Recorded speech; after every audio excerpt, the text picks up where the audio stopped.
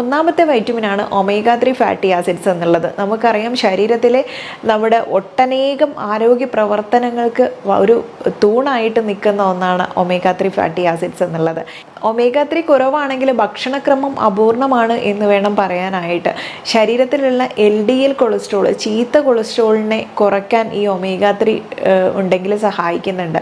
അതുകൊണ്ട് തന്നെ ഹൃദ്രോഗ സാധ്യതയൊക്കെ കുറയ്ക്കാൻ സഹായിക്കുന്നു. പ്രമേഹ രോഗ സാധ്യതയുടെ അല്ലെങ്കിൽ ലക്ഷണങ്ങളുടെയൊക്കെ കാഠിന്യം കുറയ്ക്കാൻ സഹായിക്കുന്നുണ്ട്. രോഗപ്രതിരോധ ശേഷി വർദ്ധിപ്പിക്കാൻ സഹായിക്കുന്നുണ്ട്.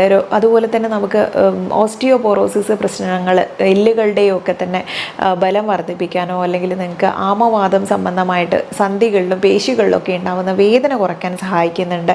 കൂടാതെ നമുക്ക് വരണ്ട ചർമ്മമാണെങ്കിൽ അതിനെ ഇല്ലാതാക്കാനായാലും, മുടി പൊട്ടിപ്പോകുന്ന പ്രശ്നങ്ങളുണ്ടെങ്കിൽ തടുക്കാനായാലും, സ്ട്രെസ്സ്, ഉത്കണ്ഠ പോലുള്ള പ്രശ്നങ്ങളൊക്കെ ഉണ്ടോ അതൊക്കെ കുറയ്ക്കാൻ സഹായിക്കും. അതുപോലെ നമ്മുടെ സ്ലീപ്പ് സൈക്കിൾ കറക്റ്റാക്കാൻ സഹായിക്കുന്നുണ്ട്. ഹോർമോൺ പ്രവർത്തനങ്ങൾ സുഗമമാക്കുകയും അതുപോലെ വൃക്കയുടെ പ്രവർത്തനങ്ങൾ സുഗമമാക്കാൻ സഹായിക്കുന്നുണ്ട്. ഊർജം പ്രദാനം ചെയ്യുന്ന വളരെ നല്ലൊരു വൈറ്റമിനാണ്. അതുപോലെ ഓക്സിജനെ എല്ലാ കോശങ്ങളിലേക്ക് എത്തിക്കാനും ചർമ്മത്തിൻ്റെ മൃദുലത നഷ്ടപ്പെടാതെ സംരക്ഷിക്കാനും സഹായിക്കും.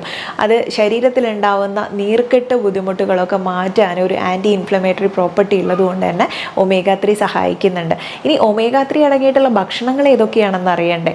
അതിൽ തന്നെ കടുകെണ്ണ, സോയാബീൻ എണ്ണ, ചെറുചണ വിത്ത് അതായത് ഫ്ലാക്സ് സീഡ്സ്, വാൾനട്ട്, മുളപ്പിച്ച പയർ, ഇല കറികൾ ഏതായാലും തന്നെ, അതുപോലെ ക്യാബേജ്, ചീര, സാലഡ്സ്, പച്ച നിറത്തിലുള്ള ഇലക്കറികളെല്ലാം തന്നെ, കാരണം അതിൽ ആൽഫ ലിനോനിക് ആസിഡ് അടങ്ങിയിട്ടുള്ളത് കൊണ്ട് തന്നെ കറി വെച്ച മീനാണെങ്കിൽ നമുക്ക് ഡെയിലി കഴിക്കാവുന്നതാണ്. ഇമ്പോർട്ടൻ്റ് ആയിട്ടുള്ള മറ്റൊരു വൈറ്റമിനാണ് വൈറ്റമിൻ D എന്നുള്ളത്. ഇന്നത്തെ കാലഘട്ടത്തിൽ പലർക്കും കണ്ടുവരുന്ന ഒരു പ്രശ്നമാണ് വൈറ്റമിൻ Dയുടെ അളവ് ക്രമാതീതമായി കുറയുന്നു എന്നുള്ളത്. 11 മുതൽ 3 മണിയുള്ള സമയത്തുള്ള വെയിലേൽക്കുന്നത് അത് അധിക സമയമൊന്നുമില്ല, പല പ്രശ്നങ്ങൾ വരും.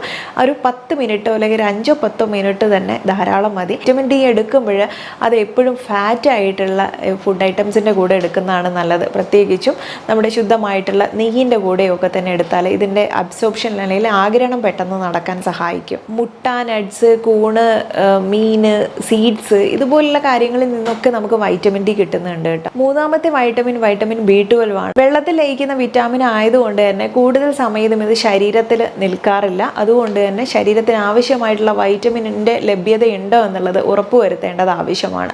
പാൽ, വെണ്ണ, മത്സ്യം, മാംസം, ചിക്കൻ തുടങ്ങിയിട്ടുള്ള കാര്യങ്ങളിൽ നിന്നെല്ലാം തന്നെ നമുക്ക് വൈറ്റമിൻ B12 ലഭിക്കും. നാഡികളുടെ ആരോഗ്യം, അതുപോലെ ഡിമെൻഷ്യ പോലുള്ള പ്രശ്നങ്ങളൊന്നും വരാതിരിക്കാൻ, പേശിയുടെ ബലഹീനത ഇല്ലാതാക്കാൻ ഒക്കെ സഹായിക്കുന്നുണ്ട്. അതുപോലെ ശരീരത്തിൽ സൂചി കുത്തുന്ന പോലെയുള്ള വേദനയൊക്കെ അനുഭവപ്പെടുന്നവരുണ്ടാവും, അതൊക്കെ മാറ്റാൻ നല്ലതാണ്.